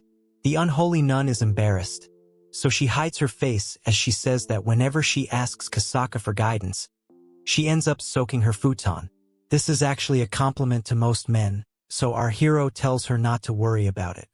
Lily is still feeling shy, so she hides her face and says that this is exactly how people would speak to her when she was small. They would always pull her along and say that it was going to be okay, which has made her wish to become this kind of person as a sister. Lily does not doubt the goddess at all, but at the same time, through all her unspeakable acts, she wonders if she can still be proud of herself like she was when she was young. After all, her curvy body is overwhelmed with desire, but she still says sorry to Kasaka as she is confessing her worries to him, whereas it should be the other way around. Bro is not pleased with this Uno reverse, so he says that he too is sorry because this is all his fault. Lily says that this is not Kasaka's fault at all, but he decides to tell her a story from his past as well. He says that when he was small, he had a dream and wanted to work towards it. He had a difficult time, mainly due to his older sister who was like a Spartan to him. He may have decided this for himself, but every day, he would wonder if it was worth all the trouble. He would have easily given up, had it not been for his dream. So he is thrilled that Lily wants to work hard for someone else's sake. As long as this resolution is firm, it does not matter how she changes, because she will never become someone she will not be proud of. Lily blushes, but she also wants to know what this dream was that our hero had. Bro is a bit taken aback, but he does confess that his dream is to find his very own princess. Lily does not follow, but Kasaka asks her what's wrong with it, as he had desired this right from when he was a kid. He tells her to laugh if she wants to, and the hilarious thing is that she actually does laugh. The unholy nun says that it's not the story which is making her laugh, but rather Kasaka's vibe. She and the other girls were taught that men are supposed to be scary like wolves, but she finds our hero to be cute. This embarrasses Kasaka some more, but he is determined to fulfill his dream and then experience his first time with this princess.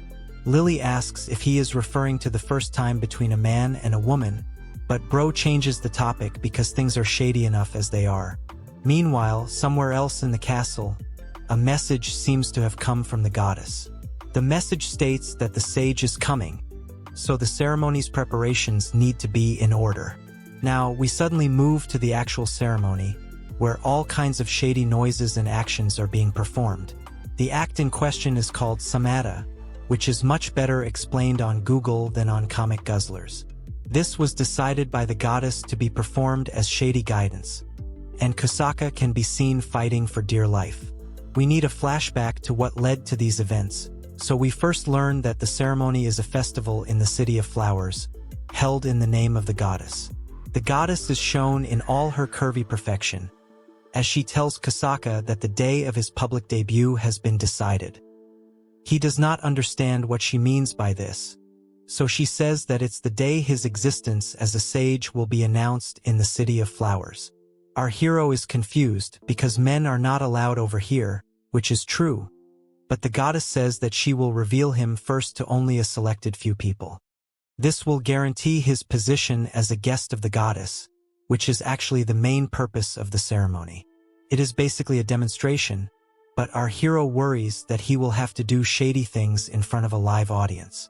He asks if there is a point in revealing his existence to the people in the City of Flowers, to which the goddess says yes. For starters, he will finally be able to walk around freely around the city, which is good news. It is basically important to expand on the scope of shady guidance, so Kasaka has no problem with it, as long as he can walk freely again. Sister Talia then says that there are ruins left behind by ancient sages too, and she is looking forward to seeing them. Now, the goddess says that the ceremony will happen tomorrow at midnight, and the ones performing the demonstration will be Kasaka and Lily. Rose, Lupina, and Talia, on the other hand, will provide assistance and explanations to those in attendance. They are fine with this, but they don't exactly know the content of what they're going to say. Anyway, we move to the day of the ceremony, and people are already talking about how big the castle is. These people include Kasaka, who gets fascinated by all kinds of things, such as the carriages and even the strange creatures in the area. He can't seem to control his excitement, but the girls tell our sage boy to stop messing around. He is then taken to inside the castle, which is where the government called Naka no Sono is located. We learn that the City of Flowers is divided into 3 main factions, with Naka no Sono being one, the Academy being the second, and the third being the Thorn Squad. Kasaka does not know about the Thorn Squad, so Talia explains that they protect the city and get into battles if needed. Of course, this is an island, so there isn't exactly any threat of external enemies, but it's still better to be safe than sorry. Some more girls arrive, and they look like Amazons because they are all around 2 meters tall. It must be nice to be strong and tall, which is something that Kasaka seems to like in women. Rose asks him what about the short women, so Bro activates Shakespeare mode and says that such women have dreams that exceed their bodies. Rose does not get what he's trying to say, and Talai decides to talk about all the creepy things he did to her behind. There is no time for idle chat, so Rose tells Lily and our sage boy to go and change into their ceremony clothes. Kasaka takes a look at his outfit, which is just a transparent sheet. He can't believe that this is what he has to wear in front of so many babes, and he is also feeling a bit awkward about changing clothes in the same room as Lily. The unholy nun asks our hero if he remembers what they spoke about the other day, to which he says yes. Lily then confesses that the simple act of changing clothes in front of Kasaka is making her heart race. She is aware that she should not let her intrusive thoughts win, so she would like for Kasaka to confirm something for her. She wants to look at his face, and then she presents her curvy body for all men of culture to view and appreciate. Kasaka can see everything through the transparent clothes, so he will need to keep himself in check. However, Lily comes closer to him and puts her hand on his chest. He does not know what she is trying to do here, but she says that this is also a part of the guidance. She wants to make sure that this demonstration will benefit everyone, and on that note, the couple heads towards the ceremony. Today's event is going to be big news, as everyone will want to see the new sage chosen by the goddess. The shady guidance was supposed to be kept a secret at first, but now after all the work he's put in, our hero is ready to show his skills to the world. Rose and the other nuns start with the announcements and other formalities, after which it is revealed that the demonstration shall involve the act of samadha. Bro knows what this means, and even Lily seems to have an idea, but she still presents herself. As this is said, the two of them are to begin with their session. Some of the Amazon women take a look at our hero and comment that a man is indeed very different from a woman, considering this is their first time seeing one. Kasaka is wearing transparent clothes, so his elephant is quite visible, and it makes some of the girls ask what it is supposed to be. Some of the nun girls feel that they are doing something terribly wrong, and it only makes our hero more uncomfortable. He is very tense because he now has to put on a show as if he is some kind of raging bull. His python is excited for sure because he does love samadha, but the problem is that he has no experience of doing it. There are different kinds of samadha, with some being more subtle than others, but the goddess had mentioned quite specifically that she would like it to be done the good old way. Lily is told to get on the bed now, but Kasaka feels that it would be wrong to leave the whole thing to her. The first plan of action is to act like missionary people, if you catch my drift. The other nuns in attendance can see the butter being spread, and they can't believe this is the kind of guidance that was being practiced for so long. Kasaka takes a look at Lily's kitty, and he can see that she is already drenched. He thinks that it might be due to embarrassment, but then he calls back to the things Lily has told him about her. He also knows that he needs to draw a boundary, otherwise he will get carried away and mess things up for everyone. Now, our hero gets ready for action and tells Lily they shall now begin the guidance. She is ready as ever, so Kasaka takes the lead and begins with the standard moves. It may be tricky at first, but then Kasaka tells Lily to guide his elephant to wherever it is required. This makes the experience a lot better for her, and Lapina then comments that it's exactly as how she had seen in the book. Of course, this leads Talia to say that she is no less than a PG-13 ditty. Kasaka is trying his best to stay calm, but you should not expect so much from a man of culture. After all, since he has never done it before, this does feel as close to the real thing as possible. He can see everything too, so he figures it's better to change positions. Lily gets on top of Kasaka and asks if this is how our hero would like her. He says yes, and while the act does not change, the movements do. It seems to be a bit scary for Lily at first, but Kasaka tells her that she will get the hang of it. The shady session begins once more, with both parties acting as if they are truly doing something educational. Lily really starts to get into it, but Bro lets his intrusive thoughts win and goes straight for her pillows. He realizes that he has messed up, so he says sorry to Lily, but she tells him that she is feeling really good. This is only going to increase passion from both ends, and the demonstration continues. Lily is really getting into her element now, but Kasaka is fighting a battle that he never thought he would have to fight. Now, after some time, Lily has an explosion and lets out some kitty water. Everyone in the room is shocked to see this, but this is exactly how you get things done. Lily can calm down for a bit, and even Kasaka can rest assured that he has won the battle. He is relieved, so he asks Lily to get off him once she has completely calmed down. However, something seems to be up with her, so Kasaka takes a closer look. He can see that she is crying, and she asks him to forgive her for what she is about to do next. At this very moment, the elephant is forced into the kitty by Lily, so it's safe to say that all bets are off.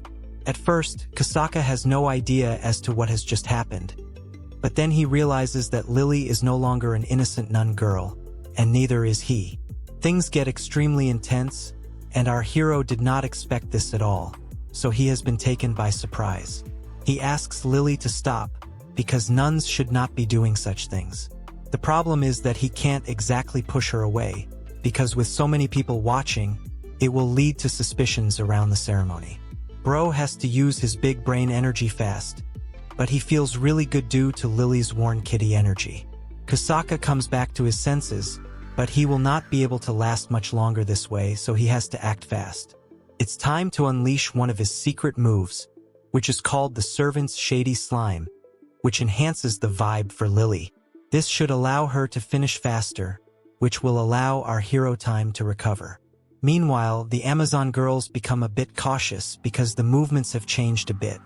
Talia takes a closer look, and she seems to have understood what is going on. Of course, she can't let anyone know about it, so she says that the guidance was always going to get intense in the second half. Back to Lily, she is really going crazy, and it seems that she has gotten better at it due to past guidance sessions. It's not looking good for Kasaka though, as he already fought off one session. It's not like how he used to read in manga stories because it's real life now, and he is in big trouble. He asks Lily to stop again, and after some time, she falls on top of him to say that she is going to have yet another explosion. And with that, the shady nun experiences her second one and twitches like crazy. However, it also seems as though Kasaka has released his elephant water too, but it's not explicitly confirmed. Either way, the demonstration is over, and Lily's hips have given out. Our hero carries her and would like to take her somewhere where she can rest. They go to the guest room, and then Talia takes a look at the bed. She says that she will take care of the sheets, because she can see some blood on them, which could have only come from Lily. This makes her wonder what is going to happen next. For now, we move to both Lily and Kasaka, who are in the guest room. Our hero knows what they did will not be considered as an accident, so Lily has lost her innocence. He is fine about it, but he is concerned about what will happen to the shady nun, because they can't really hide what happened. However, Lily seems to be in tears, so Kasaka has to do something to make her feel better. He tells her that he should have been more serious about stopping her during the ceremony, but Lily says sorry to him because she is the one who has hurt him. Bro does not follow because he has finally become a man, but then Lily tells him about his dream of finding a princess. She also says that she is the one who attacked him and had her way with him despite him saying no. Lily starts to cry now because she has taken our hero's dream away from him. Kasaka is shocked because rather than thinking about how this will affect her life, Lily is feeling bad over a trivial dream he had. Bro then tells Lily not to misunderstand the situation as he slams her to the bed. Her heart beats faster as our hero says she does not need to cry.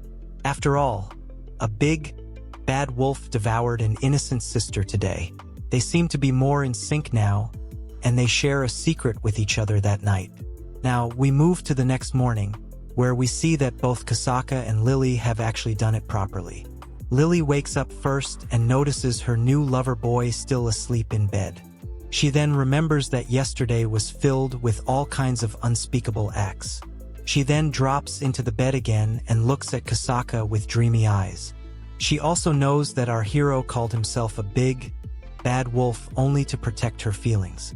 Either way, getting her freak on with Kasaka felt amazing to her.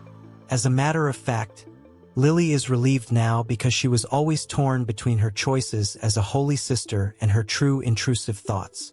However, being held by Kasaka and being with him has made her realize that he will always stay with her, no matter what. She knows that her being with Kasaka means that all will be well, and then our hero wakes up to her saying good morning. Lily suggests going to wash off the sweat from their bodies, and the couple proceeds to the showers. Kasaka says that Lily will need to keep this a secret, no matter what, otherwise things will get really tricky for them. Lily says yes, but she is also smiling a lot, so Kasaka asks her what's up. He then tells us that they are hugging each other now, which is making him think all kinds of things.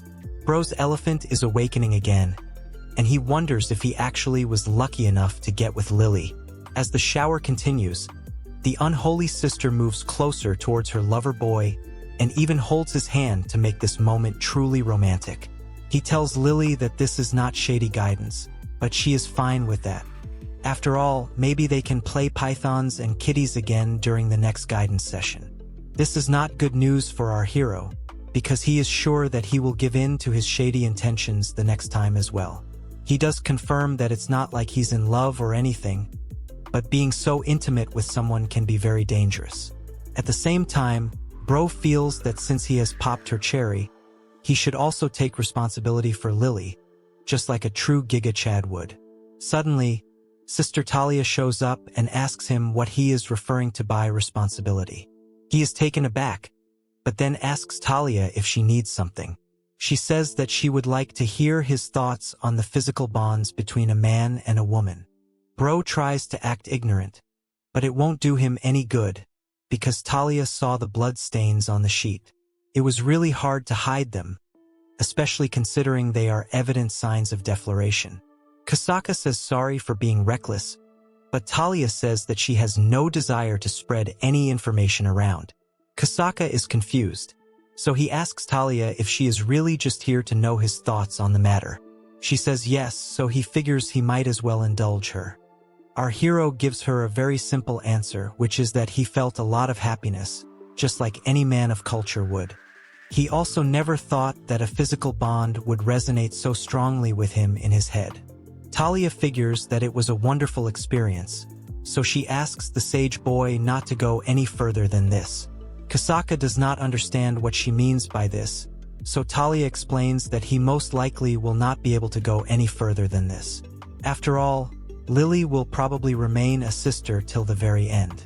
Kasaka then has some clarity and realizes that this is just a part of the shady guidance mission he has been given. He should not be arrogant enough to claim responsibility of a curvy babe just because he got with her. Talia says that she understands Kasaka's pride getting the better of him, but also says that if he lives every day thinking about the sisters, then they will be happy about it too. Basically, Bro has to keep up with his struggles for the sisters, and if it's for their sake, then he will gladly do it. Talia smiles and says that it's very cool for him to say that, but Kasaka tells her not to tease him. She then flirts with Kasaka, saying that she is totally fine with romance from her end. Our hero doesn't understand, because she just told him to forget about Lily. However, Talia says that she does not intend on remaining a sister, so it's okay to do shady things with her. She is looking forward to some fun experiences in the future, but Kasaka feels it's a bit of a letdown. Now, we see Rose, who enters a room to see a giant Amazon woman hilariously carrying Kasaka. She wants to know the meaning of this, but it's a simple case of a celebrity being targeted by his new fans. After all, he is the sage of the goddess, so all the ladies want a piece of him. Rose is able to drag him out of there, and he thanks her for doing so. Rose figures that our hero has been through a lot, and he admits that even though being in a world full of women may seem like a dream, it is also a lot of work. Now, Rose gives Kasaka a bag full of clothes, and he sees that it is a nun outfit made for Amazon women. Rose tells him that it would be reckless for the sage boy to roam around town now that his identity has been revealed. This is why he has to put on a disguise as she takes him out for some shopping today. What exactly is Rose going to buy for Kasaka? Does she also have some hidden desires like Talia? And what is Lily going to do now that she has lost her flower? There's lots to explore, but unfortunately, we have come to the end of today's video. Like, share, and subscribe if Kasaka fits into your man of culture vibes just right.